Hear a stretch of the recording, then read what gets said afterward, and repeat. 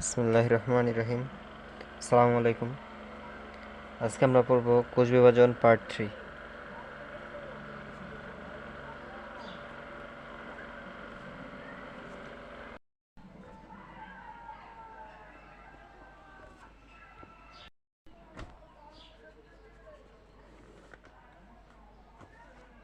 গতদিন আমরা প্রোফেজের মাইটোসিসের 5টা ধাপ পড়েছিলাম। আজকে পড়ব সাইটোকাইনেসিস।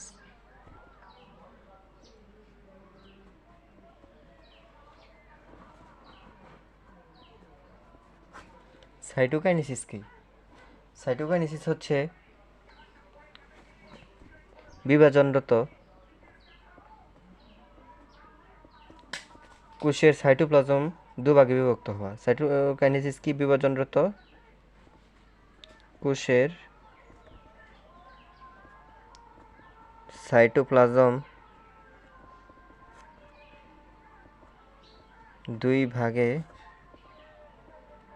বিভক্ত হওয়া। ঠিক আছে। এখন সাইটোপ্লাজম কাদের মধ্যে ঘটে বা কিভাবে ঘটে? সাইটোপ্লাজম হচ্ছে টেলোফেজ যে ধাপটা আছে, মাইটোসিসের যে টেলোফেজ ধাপ আছে, সেই টেলোফেজ ধাপের পরেই ঘটা শুরু করে। টেলোফেজ পর্যায়ের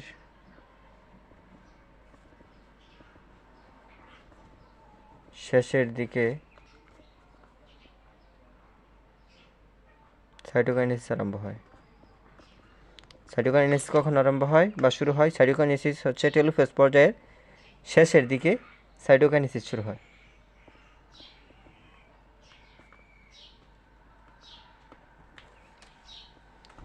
এখন সাইটোকাইনেসিস উদ্ভিদের ক্ষেত্রে কিভাবে ঘটে আর প্রাণীর ক্ষেত্রে কিভাবে ঘটে? উদ্ভিদের ক্ষেত্রে প্রথম, উদ্ভিদের ক্ষেত্রে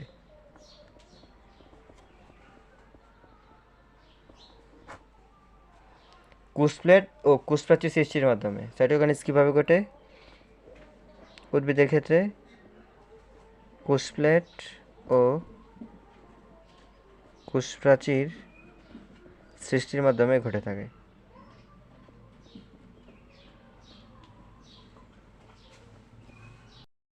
এখন কোষপ্লেটটা কিভাবে সৃষ্টি হয়? কোষপ্লেট সৃষ্টি হয় ইআর মানে এন্ডোপ্লাজমিক রেটিকুলাম থেকে আসা ফ্লেগমোপ্লাস্ট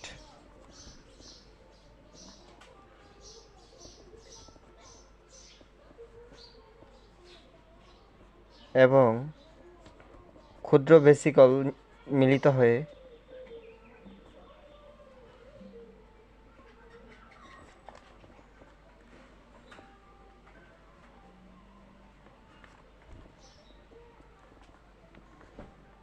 কোষপ্লেট গঠিত হয়। কোষপ্লেট কীভাবে গঠিত হয়? এন্ডোপ্লাজমিক রেটিকুলাম থেকে আসা ফ্লেগমোপ্লাস্ট এবং ক্ষুদ্র ভেসিকল মিলিত হয়ে কোষপ্লেট গঠিত হয়। ঠিক আছে। এখন হচ্ছে কোষপ্লেট তৈরিতে কে সাহায্য করে? Plasma lemma. প্লাজমা লেমা কি সাহায্য করে? প্লাজমা লেমা আবার কোষপ্লেট তৈরিতে সাহায্য করে। কোষপ্লেট তৈরিতে সাহায্য করে।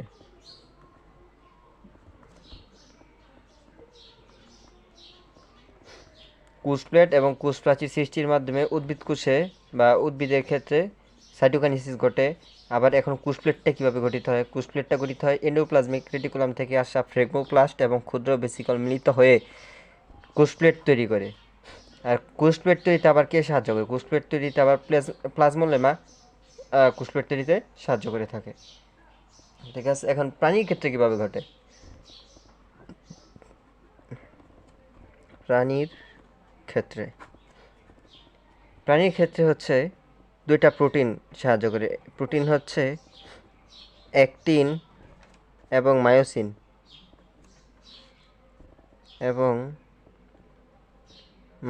নামক দুইটা প্রোটিন কোষঝিল্লির খাস সৃষ্টিতে সহায়তা করে। মানে প্রাণীর ক্ষেত্রে হচ্ছে কোষঝিল্লির যে খাসটা সৃষ্টি হয়, সেই খাসটা সৃষ্টি করে হচ্ছে অ্যাক্টিন এবং মায়োসিন, অ্যাক্টিন এবং মায়োসিন নামক প্রোটিন।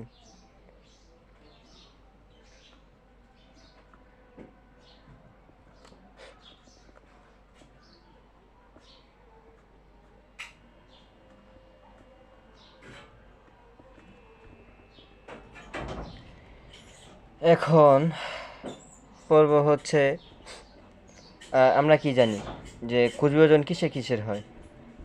কোষ বিভাজন হয় সাইটোপ্লাজম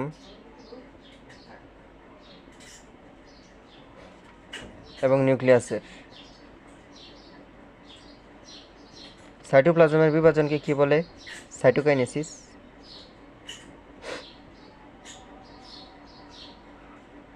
আর নিউক্লিয়াসের বিভাজনকে কি বলে? ক্যারিওকাইনেসিস।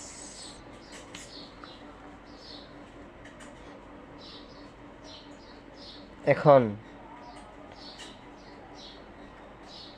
যদি সাইটোকাইনেসিস না হয়, শুধু ক্যারিওকাইনেসিস হয়,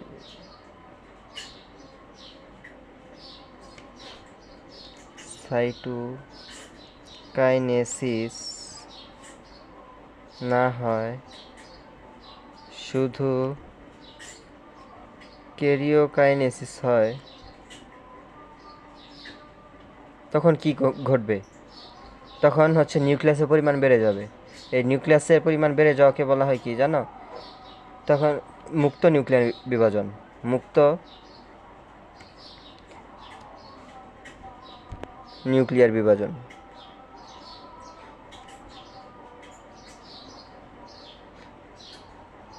এই মুক্ত নিউক্লিয়ার বিভাজনের একটা হচ্ছে উদাহরণ আছে। এই উদাহরণটা হচ্ছে ডাবের পানি।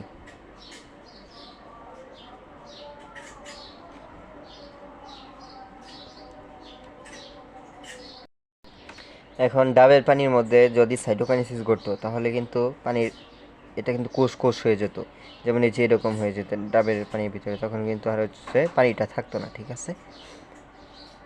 আর যদি ক্যারিওকাইনেসিস ঘটে, যদি সাইটোকাইনেসিস না ঘটে, তাহলে কি হবে? যে নিউক্লিয়াসের পরিমাণ বেড়ে যাবে। আর নিউক্লিয়াসের পরিমাণ যদি বেড়ে যায়, যদি উদ্ভিদ কোষের নিউক্লিয়াসের পরিমাণ বেড়ে যায়, তাহলে সেই উদ্ভিদ কোষকে বলা হয় সিনোসাইটিক। এই বহু নিউক্লিয়াসযুক্ত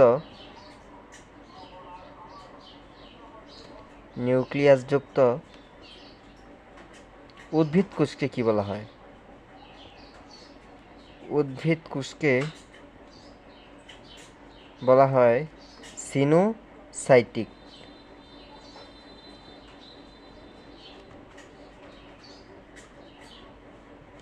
আর বহু নিউক্লিয়াসযুক্ত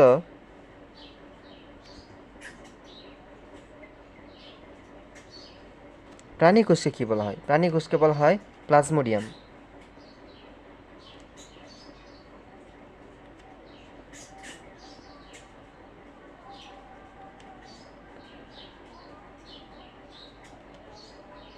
প্লাজমোডিয়াম, কিন্তু একে মানে বলা হয় সিনোসাইট্রিয়াম, ঠিক আছে? আর বইয়ে যেহেতু প্লাজমোডিয়াম দেওয়া আছে, তোমরা প্লাজমোডিয়ামই শিখবা, ঠিক আছে? এখন আমরা পড়ব মাইটোসিসের গুরুত্ব।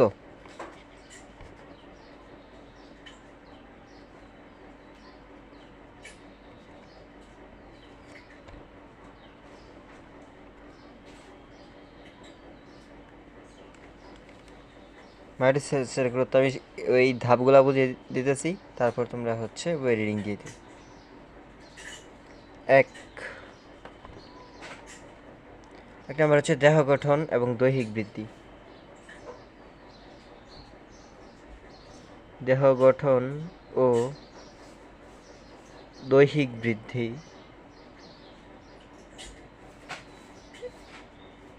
2 নম্বর বংশবৃদ্ধি।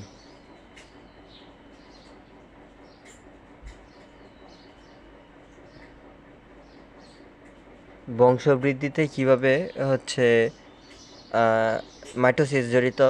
যেমন এককোষী সুকেন্দ্রিক জীব, মাইটোসিসের মাধ্যমে এককোষী যে সুকেন্দ্রিক জীবগুলো আছে ওইগুলাতে হচ্ছে, যেমন ক্যালামাইডোমোনাসে মাইটোসিস প্রক্রিয়ায় হচ্ছে বংশবৃদ্ধি হয়। এমনিতে নর্মালি বংশবৃদ্ধি হয় কিসের মাধ্যমে? মিওসিসের মাধ্যমে।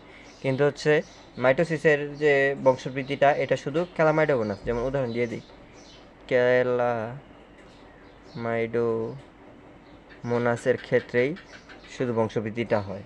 এই মাইটোসিসের বংশবৃদ্ধিটা যে এই বংশবৃদ্ধি শুধুমাত্র হয় ক্যালামাইডোমোনাস হচ্ছে শেবালের ক্ষেত্রেই এই বংশবৃদ্ধিটা ঘটে থাকে। 3 নাম্বার হচ্ছে জননাঙ্গ গঠন এবং জননকোষের বৃদ্ধি।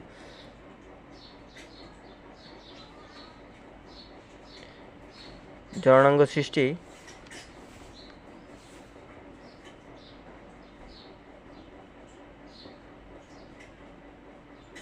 এবং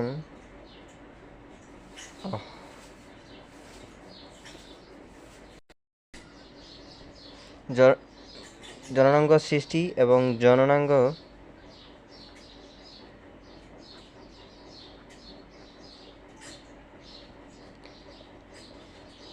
বা জনন কোষের সংখ্যা বৃদ্ধি। জনন কোষের সংখ্যা বৃদ্ধি। 4 নাম্বার হচ্ছে নিউক্লিয়াস এবং সাইটোপ্লাজমের ভারসাম্য রক্ষা করা।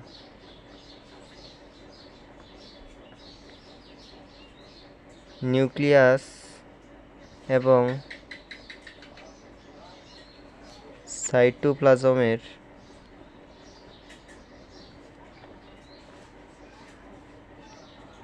কি করা? ভারসাম্য রক্ষা করা। ভারসাম্যটা রক্ষা করে কিভাবে? নিউক্লিয়াস এবং মাইটোসিস প্রক্রিয়ায় নিউক্লিয়াস এবং সাইটোপ্লাজমের উভয়ই হচ্ছে কি করে? একবার করে বিভাজিত হয়। নিউক্লিয়াস এবং সাইটোপ্লাজম উভয়ই কি হয়? একবার করে বিভাজিত হয়। এই জন্যই হচ্ছে নিউক্লিয়াস এবং সাইটোপ্লাজম তার হচ্ছে যে স্বকীয়তা বা তার সংখ্যাটা বজায় রাখতে পারে। ঠিক আছে, তারপর কত? 5 নাম্বার হবে ক্রোমোজোমের সমতা রক্ষা।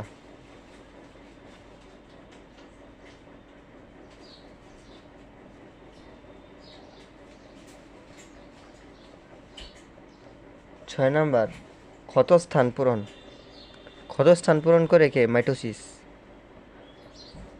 ক্ষতস্থান পূরণ। 7 নাম্বার ক্রমাগত ক্ষয়পূরণ। যে ক্ষত স্থানগুলো আছে বা হচ্ছে যেই স্থানটা ক্ষয় হয় বা ক্ষত হয়, সেই ক্ষতটার যে পূরণ করে বা ক্ষয়পূরণ করে কিসের মাধ্যমে? মাইটোসিসের মাধ্যমে কি করে? ক্ষতস্থান পূরণ করে। আবার ক্রমাগত ক্ষয়পূরণ মানে এক নাগারে করতেই থাকে।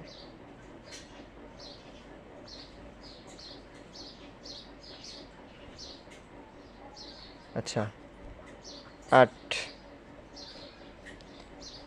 8 নাম্বার হচ্ছে পুনরুৎপাদন।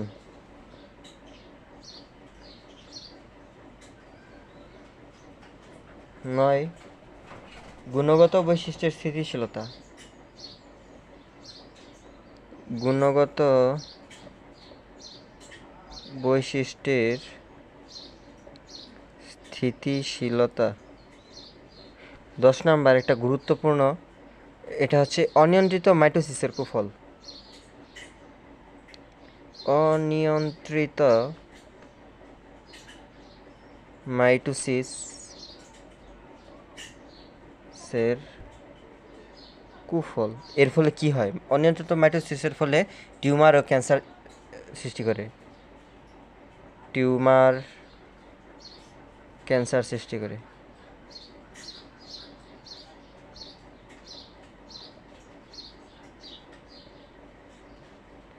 এখন হচ্ছে যে অনিয়ন্ত্রিত মাইটোসিসটা আমরা পড়বো, অনিয়ন্ত্রিত মাইটোসিসটা পড়বো।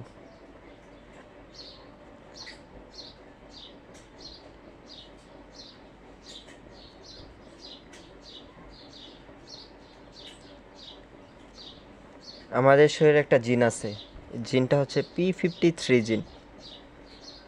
সে জিনটা কি করে বা সেই জিনের কাজ কি? একে হচ্ছে সেল গার্ডিয়ান বলা হয়। এই P53 জিনকে কি বলা হয়? Cell guardian.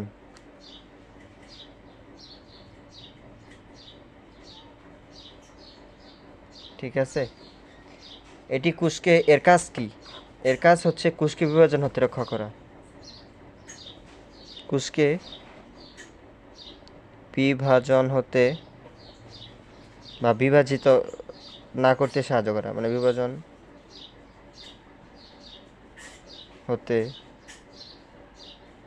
রক্ষা করা। এখন যদি এই P50 জিনটা যদি নষ্ট হয়ে যায় তাহলে কি ঘটবে? যদি এটা নষ্ট হয়,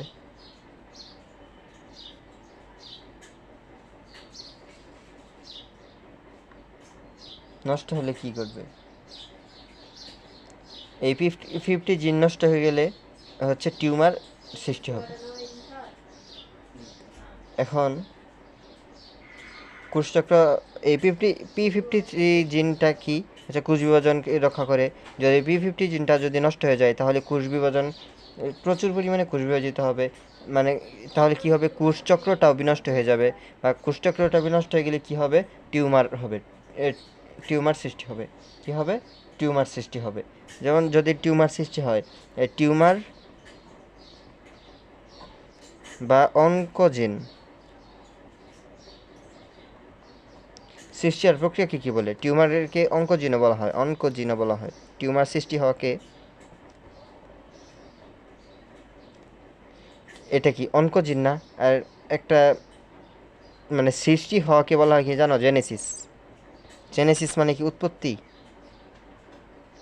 জেনেসিস মানে হচ্ছে উৎপত্তি। যদি অনকোজিন সৃষ্টি হয়, টিউমার বা অনকোজিন যদি সৃষ্টি হয় তাকে কি বলা হয়? অনকোজেনেসিস। এই সৃষ্টির প্রক্রিয়াটা কি? অনকোজেনেসিস। এখন ডিএনএ এর স্থায়ী চেঞ্জ কে বলা হয় কি জানো? আচ্ছা, আমি বলতেছি কোষচক্র যদি বিনষ্ট হয় তাহলে কি হবে? তাহলে হচ্ছে টিউমার হবে। আর টিউমার হলে কি, কোষচক্রের মধ্যে কি হয়? কোষচক্রের মধ্যে হচ্ছে একটা ধাপ ছিল না, যে এস ফেসে কী হয়, ডিএনএ রেপ্লিকেশন। যদি প্রচুর পরিমাণে যদি ডিএনএ রেপ্লিকেশন হয়, ডিএনএ রেপ্লিকেশন তখন কি হবে, ডিএনএর স্থায়ী একটা চেঞ্জ আসবে। যদি ডিএনএর স্থায়ী চেঞ্জ হয় ওটাকে বলা হয় মিউটেশন। ডিএনএর স্থায়ী চেঞ্জকে কী বলা হয়? মিউটেশন। আর মিউটেশনের পরিবর্তে মিউটেশনের মাধ্যমে কি হয়? মিউটেশনের জন্য ক্যান্সার সৃষ্টি হয়। এই ডিএনএর মিউটেশনের জন্য কি সৃষ্টি হয়? ক্যান্সার সৃষ্টি হয়। তাহলে কোষচক্র বিনষ্টকারী জিনটা কি? অনকোজিন। কোষচক্র সৃষ্টিকারী কোষচক্র বিনষ্টকারী জিনটা কি?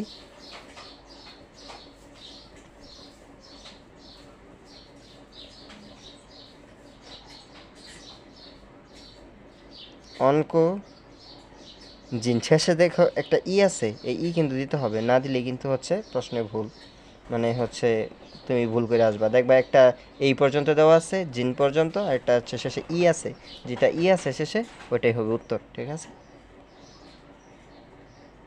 আচ্ছা, ওই যে যেটা বলছিলাম ওইটা লেখা দেই। কি বলছিলাম, যে যদি কোষচক্র বিনষ্ট হয়ে যায় তখন যে উপদশা আছে ইন্টারফেজের, এই যে ইন্টারফেজের তিনটা ধাপ ছিল না, G1, S, G2, এই এস দশায় কী হয়, বা সিনথেসিস বা সংশ্লেষণ দশায় কী হয়? DNA replication.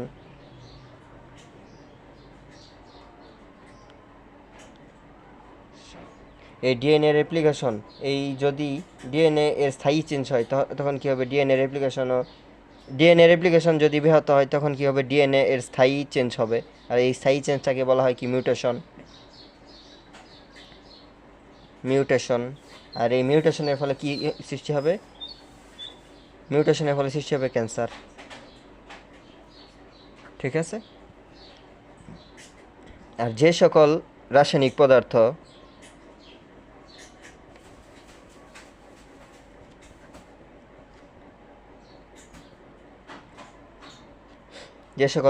রাসায়নিক পদার্থ ক্যান্সার সৃষ্টিতে ভূমিকা রাখে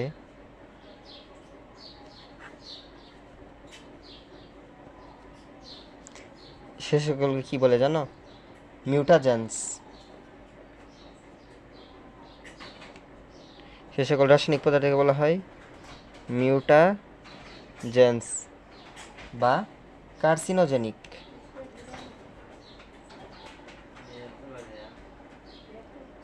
ঠিক আছে? এখন এই ক্যান্সার তো ক্যান্সার অর্থ হলো কাঁকড়া। এই কাঁকড়া কি? এই ক্যান্সারটা কি শরীরের এক জায়গায় তো থাকে না, শরীরে তো আস্তে আস্তে এটা তো বিভিন্ন জায়গায় ছড়ায়। আর এই দেহের বিভিন্ন জায়গায় ছড়িয়ে পড়াকে কী বলা হয় জানো? মেটাস্টেসিস। কী বলা হয়? মেটাস্টেসিস। ক্যান্সার শরীরের বিভিন্ন অংশে ছড়িয়ে পড়াকে কী বলা হয়? ক্যান্সার শরীরের বিভিন্ন অংশে ছড়িয়ে পড়াকে বলা হয় মেটাস্টেসিস। মেটাস্টেসিস।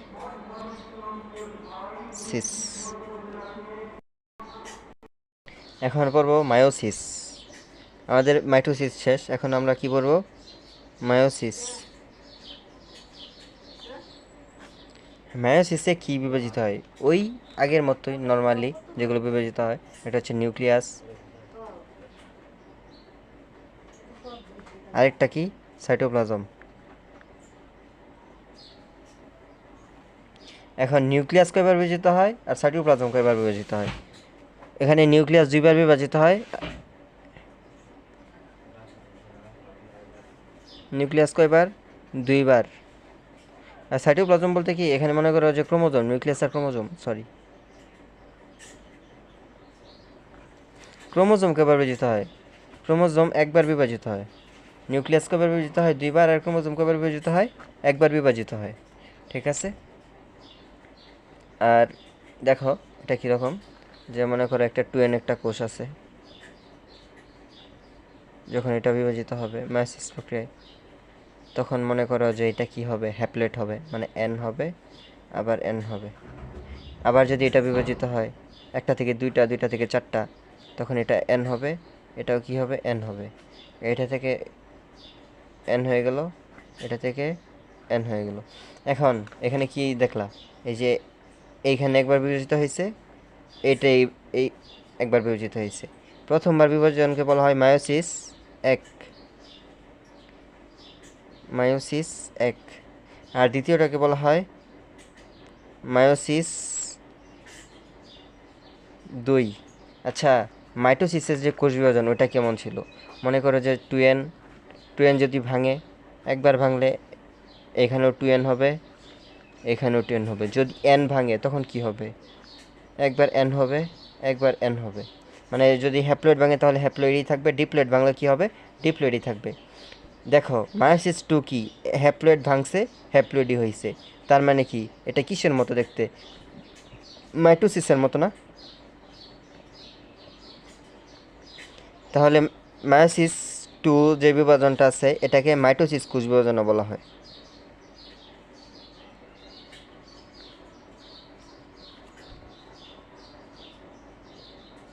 ঠিক আছে, মাইটোসিস কোষ বিভাজন বলা হয়। এখন আমরা কি বলবো? আমরা বলবো হচ্ছে এর যে আবিষ্কার, এটা আবিষ্কার করছে কে কে?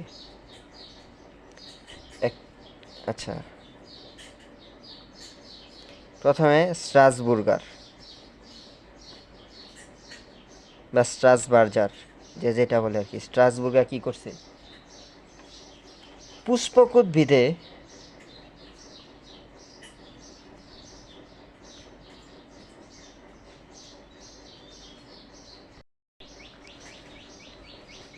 জনন মাতৃকোষে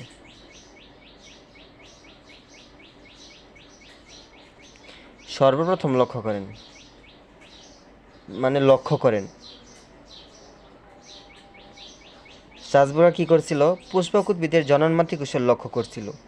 আর বোভেরি নামক একজন বিজ্ঞানী আছে, বোভেরি, সে কি করছিল? সে হচ্ছে গুলকৃমির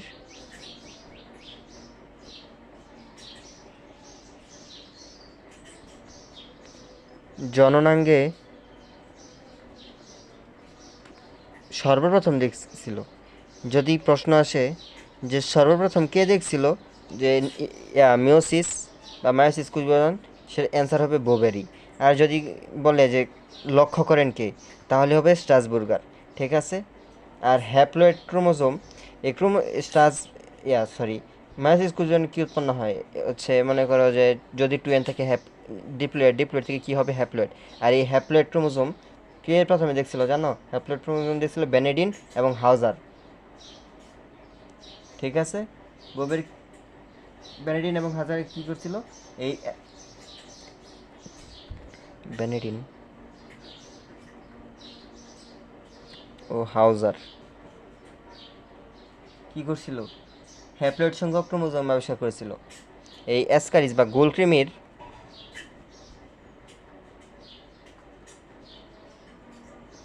গোলকৃমির গ্যামিটে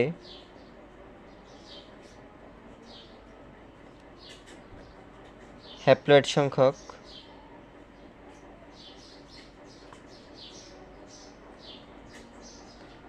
ক্রোমোজোম আবিষ্কার করেছিল।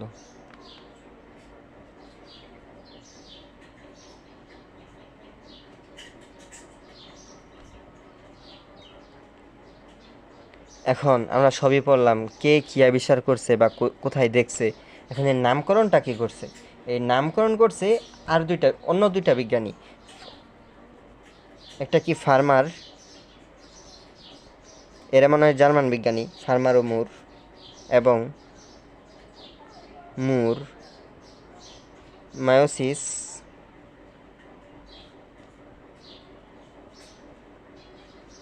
নামকরণ করেন।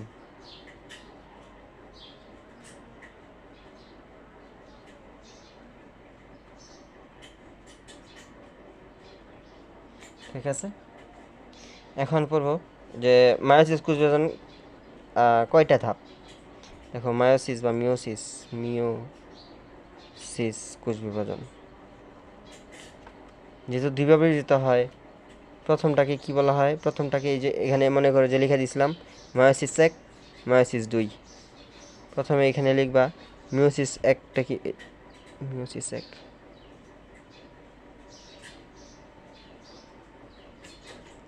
এটা হচ্ছে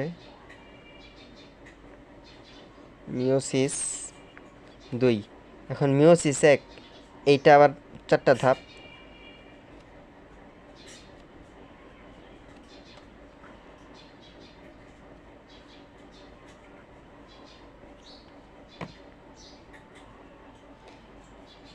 মিওসিস 1 এর প্রথম ধাপ হচ্ছে প্রোফেজ 1। এটা হবে, এখানে শুধু প্রোমেটাফেজটা নাই, আর বাকি সবগুলাই আছে। Metaphase 1, anaphase 1, telophase 1। এটা কি হবে, আর মিওসিসে কি হবে, মিওসিসে হবে প্রোফেজ 2,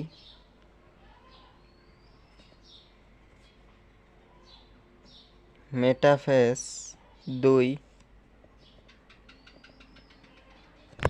এনাফেজ 2, টেলোফেজ 2। আচ্ছা প্রোফেজ, আচ্ছা মাইটোসিস কোষ বিভাজন আমরা কি পড়ছিলাম, যে দুইটা ধাপ ছিল, যে M1 এবং M2। এই M1 এবং M2 এর মধ্যবর্তী যে পর্যায়টা তাকে বলা হয় ইন্টারফেস। আর তাহলে এখানে তো মায়োসিস 1 এবং মায়োসিস 2 এর মধ্যবর্তী কোনো একটা পর্যায় থাকবে, সেই পর্যায়টার নাম হবে কি ইন্টারকাইনেসিস।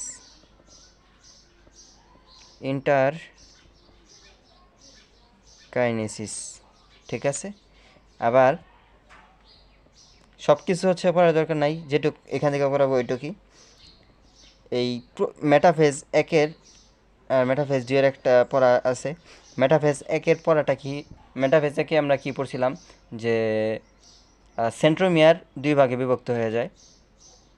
সেন্ট্রোমিয়ার বিভক্ত হয়ে যে কী হয় ওই মাইটোসিসে, যে এনাফেজে, তারপরে পরবর্তী ধাপে এনাফেজে যায়, এনাফেজে যে গতি পর্যায়, তার মানে দুটা সেন্ট্রোমিয়ার মেরুমুখী যায় এবং ক্রোমাটিডগুলো হচ্ছে বেসুবি অঞ্চল বরাবর থাকে। আর এখানে মেটাফেজ 1-এ সেন্ট্রোমিয়ার বিভক্ত হবে না। মায়োসিস 1-এর মেটাফেজ 1-এ সেন্ট্রোমিয়ার বিভাজিত হবে না, কিন্তু মেটাফেজ 2-এ হবে। কিন্তু মেটাফেজ 2-এ কী হবে, সেন্ট্রোমিয়ার বিভাজিত হবে। ঠিক আছে, সেন্ট্রোমিয়ার বিভাজিত হবে। এখন প্রোফেজ 1, এই প্রোফেজ 1 নিয়ে আমরা পড়ব। এই পড়াশোনা এই সবগুলোর মধ্যে এই প্রোফেজ 1 আর হচ্ছে এইগুলা এমসিকিউর জন্য, এই মেটাফেজ 1 আর মেটাফেজ 2, এই যে দুইটা লাইন যে লিখছি এটা এমসিকিউর জন্য গুরুত্বপূর্ণ, আর এটা হচ্ছে ইন্টারকাইনেসিস, এটা হচ্ছে এমসিকিউর জন্য গুরুত্বপূর্ণ। এইগুলো এই দুইটা পড়বা। এখন আমি হচ্ছে প্রোফেজ 1টা পড়িয়ে দিব। এটা গুরুত্বপূর্ণ, রিটেন প্লাস সিকিউ দুইটার জন্যই।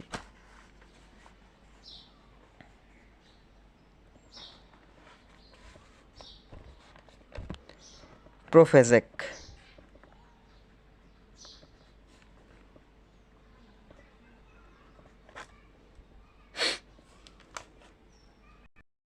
এই প্রোফেজ 1-এর সময় লাগে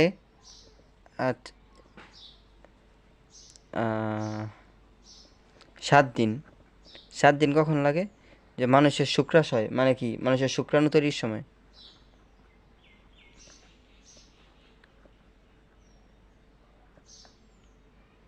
শুক্রাণু বানানটা কি হবে?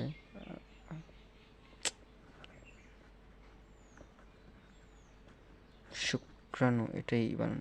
শুক্রাণু তৈরির সময়, শুক্রাণু তৈরির সময় এই প্রোফেজ 1-এর কতদিন সময় লাগে? 7 দিন। কিন্তু বিভাজন দশাটি সম্পন্ন হতে কত সময় লাগে? প্রায় 1 মাসের মতো সময় লাগে। কিন্তু বিভাজন সম্পন্ন হতে কত? প্রায় 1 মাস সময় লাগে। এখন প্রোফেজ 1-এর কয়টা ধাপ আছে? এই ধাপগুলা কি কি? ধাপগুলো হচ্ছে, প্রোফেজ 1-এর ধাপ হচ্ছে লেপটুটিন, জাইগুটিন, প্যাকাইটিন,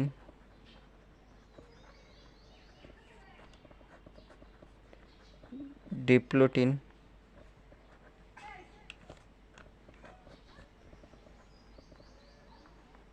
ডায়াকাইনেসিস।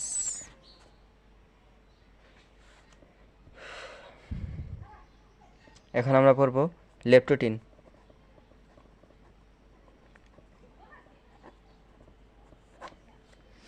প্রোফেজ 1-এর 7 দিন কখন সময় লাগে? মানুষের শুক্রাণু তৈরির সময়। প্রোফেজ 1 মায়োসিস 1-এর প্রোফেজ 1-এর সময় লাগে 7 দিন, আর এই কোষবিভাজনটা সম্পন্ন হতে সময় লাগে 1 মাস।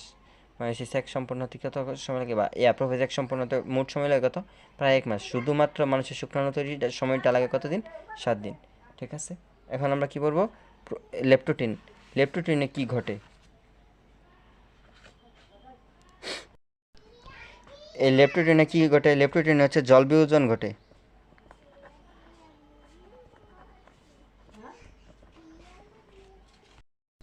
এই জল বিয়োজনের ফলে কি হয়? জল বিয়োজনের ফলে এই ক্রোমোজোমগুলো চিকন সুতার ন্যায় হতে থাকে, আর এই ক্রোমোজোমগুলো কি হয়? ক্রমান্বয়ে সংকুচিত এবং পুরু হতে থাকে, ফলে অধিকতর রঞ্জক ধারণ করার ক্ষমতাপ্রাপ্ত হয়। এখন ক্রোমোজোম যে রঞ্জক ধারণ করার যে ক্ষমতাপ্রাপ্ত হয়, এতে কি হয়?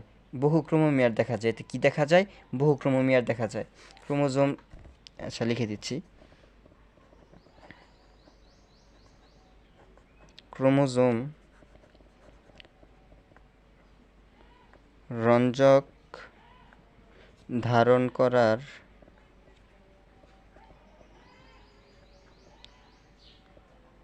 ক্ষমতা প্রাপ্ত হয় ও এতে কি দেখা যায়? বহু ক্রোমোমিয়ার দেখা যায়।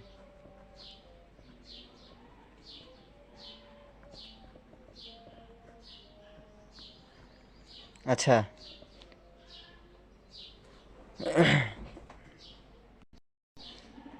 ক্রোমোজোমগুলা কি ঘটে? ক্রোমোজোমগুলা হচ্ছে, মানে মূলত হচ্ছে সেন্ট্রোমিয়ারগুলো।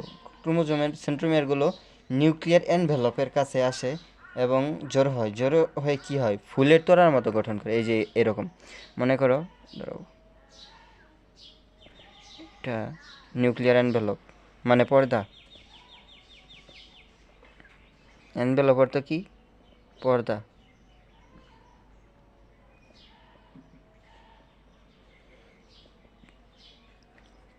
মনে করো এই যে এখানে আসবে, ধরো মনে করো যে ক্রোমোমিয়ারগুলো একসাথে দেখা যায়। এতে যে ক্রোমোমিয়ার দেখা যায়, এটা সেন্ট্রোমিয়ারগুলো কোথায় আসে? সেন্ট্রোমিয়ারগুলো হচ্ছে নিউক্লিয়ার এনভেলপের কাছাকাছি আসে আর নিউক্লিয়ার এনভেলপের বা নিউক্লিয়ার ঝিল্লির কাছাকাছি এসে জড়ো হয়। এই জড়ো হয়ে কিসের মতো দেখায়? ফুলের তোড়ার মতো দেখায়। ফুলের তোড়ার মতো দেখায়।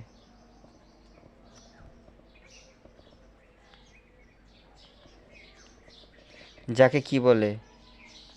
একে বুকে বলে।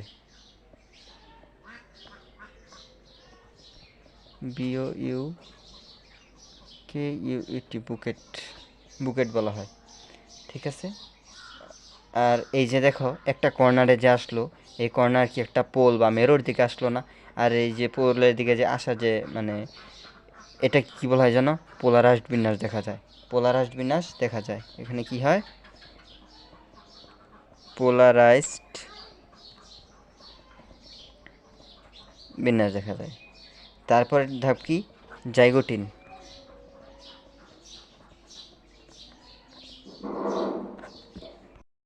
আচ্ছা, জাইগোটিনে কি হয়? জাইগোটিনে হচ্ছে, আচ্ছা এখানে একটা জিনিস পড়া লাগবে, যে হোমোলোগাস ক্রোমোজোম।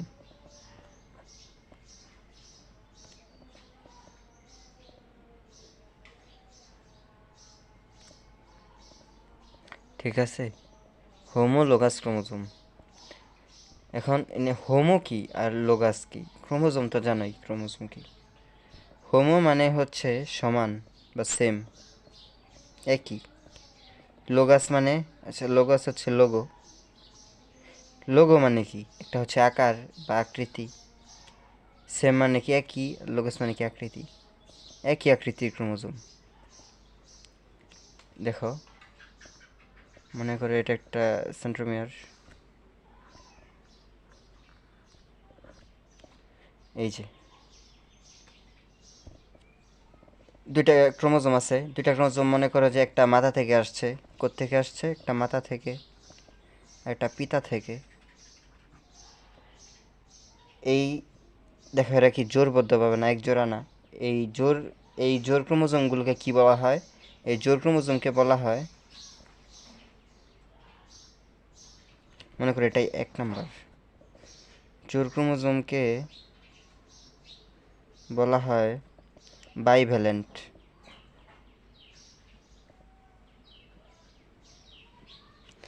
আর এই যে জোর যে হয়েছে, এই জোর বাঁধার প্রক্রিয়াকে কি বলে?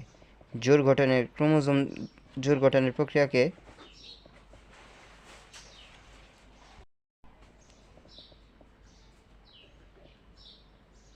প্রক্রিয়াকে বলা হয় সিনেপসিস। ঠিক আছে, এই দুই। তার মানে এখানে কি দেখা যায়? 3 নাম্বার তুমি দিয়ে দিবা যে বাইভ্যালেন্ট এবং সিনাপসিস দেখা যায়। এটাও দিয়ে দিতে পারো, আর নাও দিতে পারো। আচ্ছা, 3 নাম্বার আরেকটা আছে, ওটা সুন্দর একটা উদাহরণ, যে প্রাণীকোষের ক্ষেত্রে,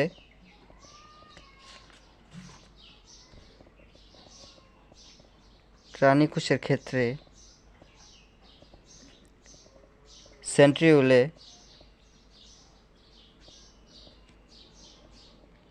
বিভক্তির সূচনা ঘটে।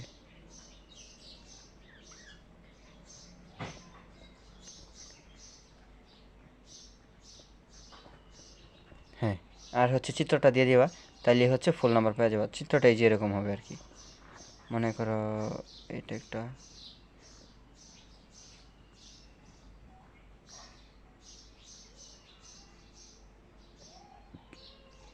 হ্যাঁ শেষ, ডান। এটাই হচ্ছে মনে করো চিত্র। ঠিক আছে, এরকম দিয়ে দিবা, তারপর নিচে লিখে দিবা চিত্র, জাইগোটিন। এখন আমরা কি করবো? প্যাকাইটিন।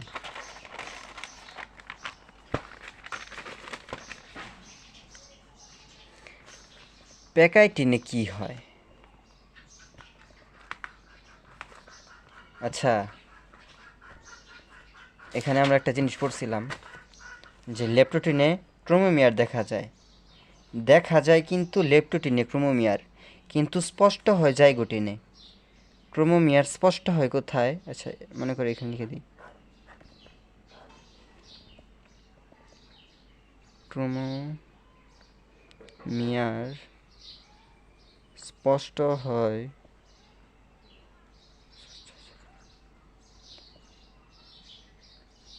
জাইগোটিনে। এইটা কিন্তু গুরুত্বপূর্ণ এমসিকিউ, ঠিক আছে। এখন পড়ব প্যাকাইটিন।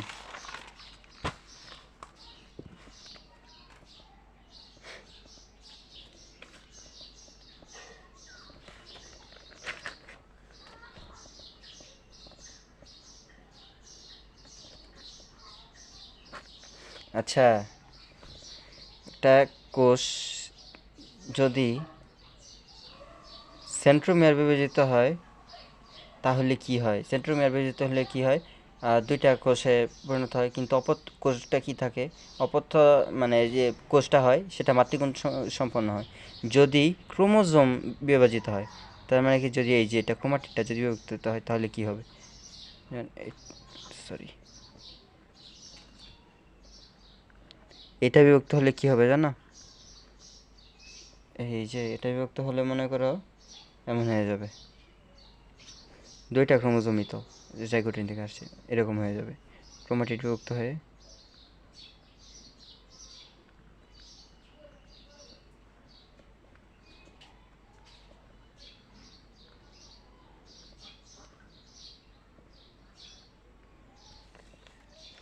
আচ্ছা, এখন এই যে দেখো কি,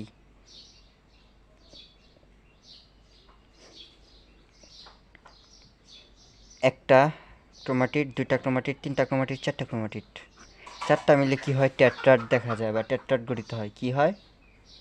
এই দেখো, অনুদৈর্ঘ্যভাবে বিভাজিত হয়নি, এটা কিন্তু অনুদৈর্ঘ্যভাবে বিভাজিত হয়েছে। সেন্ট্রোমিয়ার কীভাবে বিভাজিত হয়েছে? সেন্ট্রোমিয়ার বিভাজিত ক্রোমোজোমগুলো সেন্ট্রোমিয়ার ব্যতীত অনুদৈর্ঘ্যভাবে বিভাজিত হয়ে দুটি ক্রোমাটিড চারটি ক্রোমাটিডে পরিণত হয়, একে বলা হয় টেট্রাড। একে কী বলে? টেট্রাড। মনে করি যে এটা 1 নাম্বার, টেট্রাড দিবা। 2 নাম্বার কি? 2 নাম্বার হচ্ছে প্রতিটি বাইভ্যালেন্টে দুটি ক্রোমোমিয়ার এবং 4টি সেন্ট্রোজোম থাকে। প্রতিটি বাইভ্যালেন্টে কি হয়? ক্রোমোজোম জোড়। বাইভ্যালেন্ট মানে কি? ক্রোমোজোম জোড়। ক্রোমোজোম জুড়ে কি থাকে? 2 নাম্বার হচ্ছে প্রতিটি বাইভ্যালেন্টে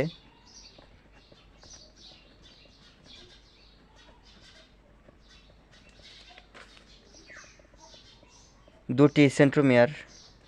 এই দেখো, একটা সেন্ট্রোমিয়ার, দুইটা সেন্ট্রোমিয়ার, দুটি সেন্ট্রোমিয়ার এবং 4টি ক্রোমাটিড থাকে।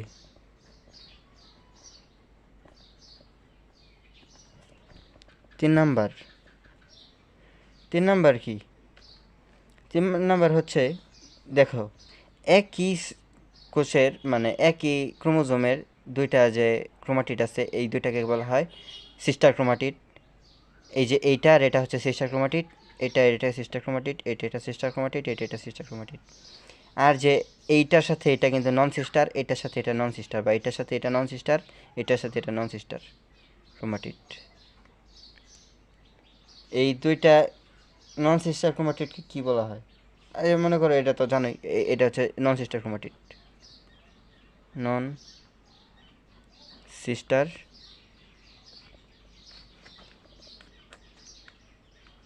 ক্রোমাটিড, ঠিক আছে, নন সিস্টার ক্রোমাটিড। এখন আচ্ছা, এখানে দেখো একটা কি হয়েছে, এখানে কিন্তু হচ্ছে এক্স আকৃতির মতো কিছু একটা গঠিত হয়েছে। মনে করো এটা যদি বর্ধিত করো তাহলে এই যে দেখো এক্স আকৃতি হলো না? এই এক্স আকৃতির মতো এই অংশটাকে বলা হয় কায়াজমা। এই এক্স আকৃতির অংশকে কি বলা হয়? এক্স আকৃতির জোড়াকে বলা হয় কায়াজমা। এক্স আকৃতির অংশকে বলা হয় কায়াজমা।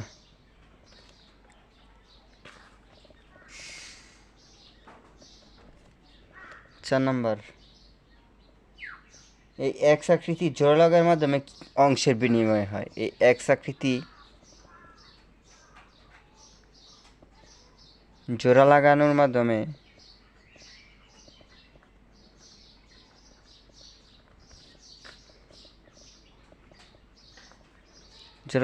কী হয় জানো? এদের মধ্যে অংশের বিনিময় হয়। এই যে যতটুকু জোড়া লাগছে ও তার অংশটা এই ক্রোমোজোমকে দিয়ে দেয়, এর এখানে যতটুকু লাগছে এর অংশটা এই যে এ পাশের ক্রোমোজোমকে দিয়ে দেয়।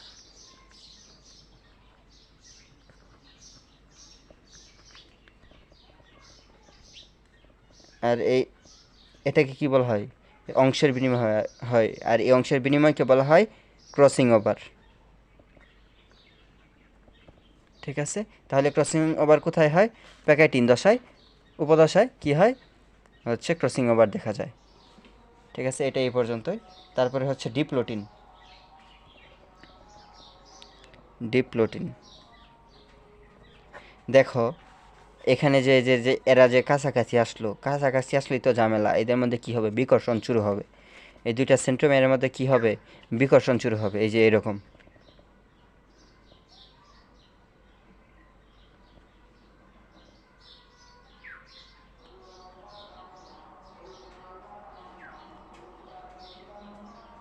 এরা তো তখন কি হবে? বিকর্ষণ শুরু হবে। বিকর্ষণ শুরু হলে কি হবে? এরা দূরে যেতে থাকবে। 1 নাম্বার, আচ্ছা লিখে দিই, সেন্ট্রোমিয়ারদের মধ্যে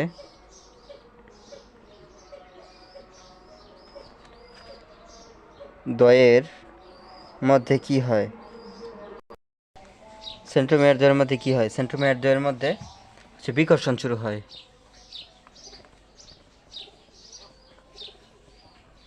2 নাম্বার কি হয়? তারপরে কি হয়? তারপরে হচ্ছে এই যে দেখো এদের মধ্যে লুপের সৃষ্টি হয়। মনে করো এইখানে হচ্ছে তারা হয়েছে, এরা আস্তে আস্তে কী হবে জানো? প্রান্তীয়করণ, মানে প্রান্তের দিকে যাবে, এই যে এরকম হবে। ঠিক আছে, এটাকে কি বলা হয়? প্রান্তীয়করণ শুরু হয়, এটাও আছে। এদের মধ্যে কি 2 নাম্বার হচ্ছে লুপের সৃষ্টি হবে।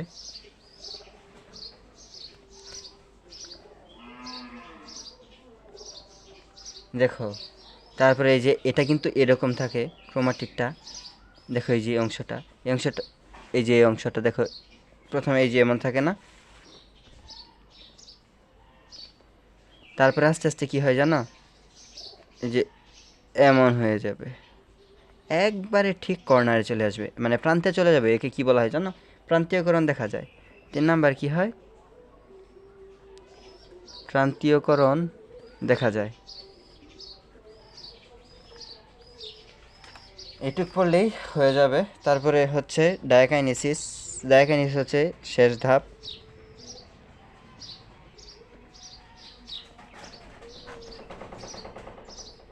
এই ডায়াকাইনেসিসে কি ঘটে জানো? ওই যে প্রান্তীয়করণ যে ডিপ্লোটিনে হয়, এখানে প্রান্তীয়করণ চলতেই থাকে।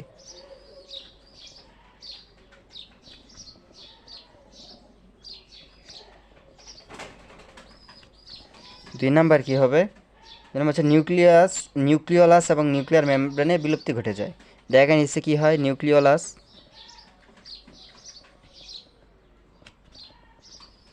এবং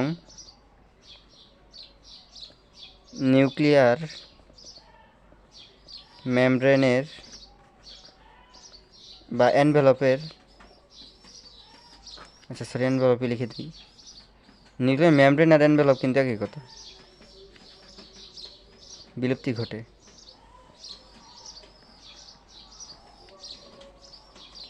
ডায়াকাইনেসিস শেষ। এখন আমরা পড়বো মায়োসিসের গুরুত্ব। ওই 5টা ধাপ কিন্তু শেষ, এই 5টা ধাপ কিন্তু খুবই গুরুত্বপূর্ণ। ঠিক আছে, এখন আমরা পড়বো মায়োসিসের গুরুত্ব।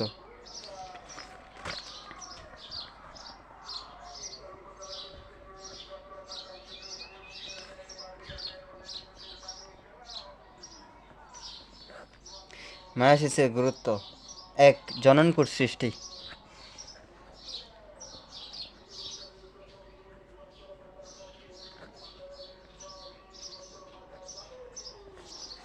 জননকোষ সৃষ্টি, মায়োসিসের গুরুত্ব 1 নাম্বার হচ্ছে জননকোষ সৃষ্টি। 2 নাম্বার কি হবে? ক্রোমোজোমের সংখ্যা ধ্রুব থাকা বা ধ্রুব রাখা। ক্রোমোজোমের সংখ্যা ধ্রুব রাখা। 3 নাম্বার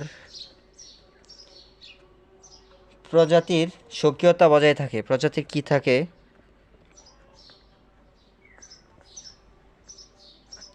স্বকীয়তা বজায় থাকে। 4 নাম্বার বৈচিত্র্যের সৃষ্টি হয়।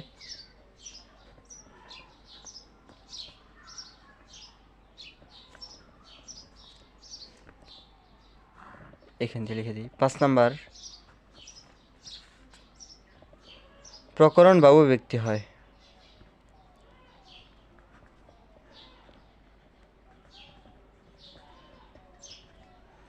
6 নাম্বার, গেমেট সৃষ্টি ও বংশবৃদ্ধি ঘটে।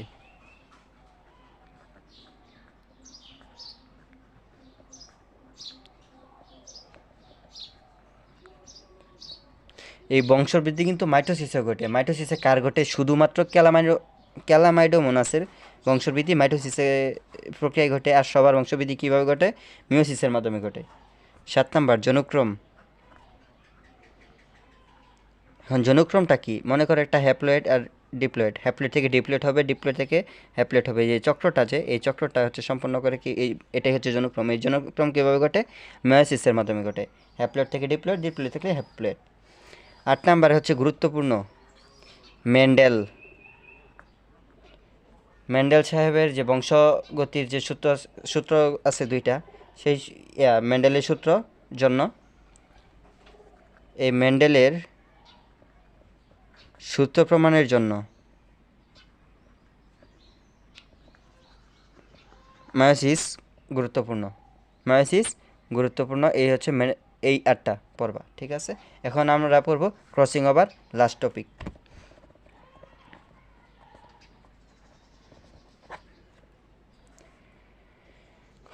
ক্রসিং ওভার কোথায় দেখা যায়? মায়োসিস একের প্রোফেজ 1 পর্যায়ের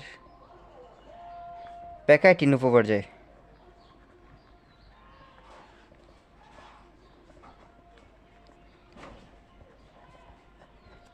এটা প্রথম কে করছিল বা কে লক্ষ্য করছিল? এটা লক্ষ্য করছিল হচ্ছে থমাস হান্ট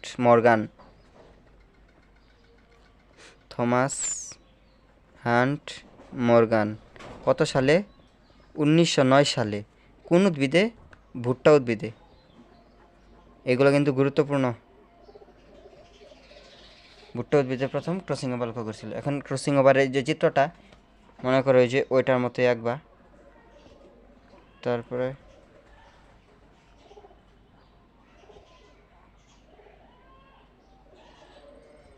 ঠিক আছে, এরকমভাবে আঁকবা। আর এই প্রথমেই বলে রাখি যে এই ক্রসিং ওভার ঘটে নন সিস্টার ক্রোমাটিডের মাধ্যমে। দেখো এই যে এইটা একটা আর এরা তো নন সিস্টার ক্রোমাটিড, এর নন সিস্টার ক্রোমাটিডের মাধ্যমে ঘটবে, ঠিক আছে?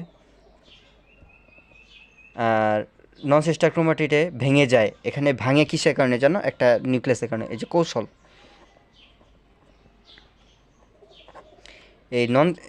এই ভাঙে কিসের কারণে? আচ্ছা, 2টি নন সিস্টার ক্রোমাটিড একই স্থান বরাবর ভেঙে যায়।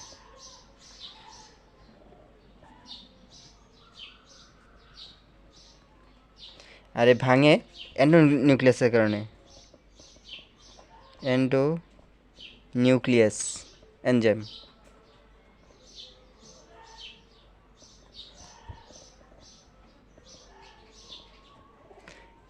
এনজাইমের কারণে, ঠিক আছে? ভাঙে কিসের কারণে? এন্ডোনিউক্লিয়াস এনজাইমের কারণে। আবার পরে একটির সাথে আরেকটি অংশ, মানে এই যে এইটার যে এই অংশটা আর এটার এই অংশটা, এটা এর সাথে যুক্ত হয় আর এটা এর সাথে যুক্ত হয়। মানে এই ক্রোমাটিডের এই অংশটা এই ক্রোমাটিডের এই অংশের সাথে মানে এইখানে যুক্ত হয় আর এটাটা এখানে যুক্ত হয়। মানে পরস্পর তাদের অংশ বিনিময় করে। আর অংশ বিনিময় করে যে এই যে যুক্তটা যা হয়, পুনরায় যুক্ত লাগে কিসের মাধ্যমে?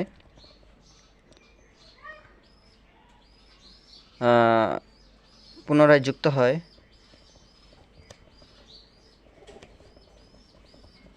লাইগেস এনজাইমের প্রভাবে।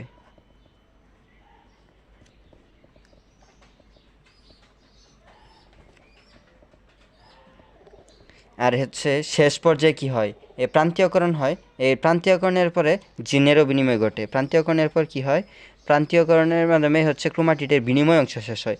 প্রান্তীয়করণের ফলে কি হয়? এই যে 2টা সেন্ট্রোমিয়ার পরস্পর হচ্ছে দূরে চলে যায়, আর দূরে চলে গেলে কি হয়, এদের মধ্যে যে একটা অংশের বিনিময় হয়, আর এই অংশ বিনিময় শেষ হয় কিসের মাধ্যমে, প্রান্তীয়করণের মাধ্যমে, মানে ডিপ্লয়েটিন পর্যায়ে। আর ডিপ্লয়েটিন পর্যায়ে যে অংশের বিনিময় হয়, তার সাথে শুধু অংশেরই বিনিময় হয় না, এদের মধ্যে জিনেরও বিনিময় হয়, জিনেরও বিনিময় হয়। আচ্ছা, এটা একটু বই থেকে ভালো করে পড়ে নেবা, যা হচ্ছে আমি সম্পূর্ণ আর কি বুঝাই দিছি। আর ক্রসিং ওভারের গুরুত্ব এটাও তোমরা হচ্ছে একটু পড়ে নেবা, ঠিক আছে? খুবই সহজ, পড়ে নিলে হয়ে যাবে। আর এর মাধ্যমে আমাদের হচ্ছে এই অধ্যায়টা শেষ, ঠিক আছে? আর সামনে হচ্ছে মেগা এক্সাম আছে, ভালো করে দিবা, এটাই। ঠিক আছে, বুঝলাম। আসসালামু আলাইকুম।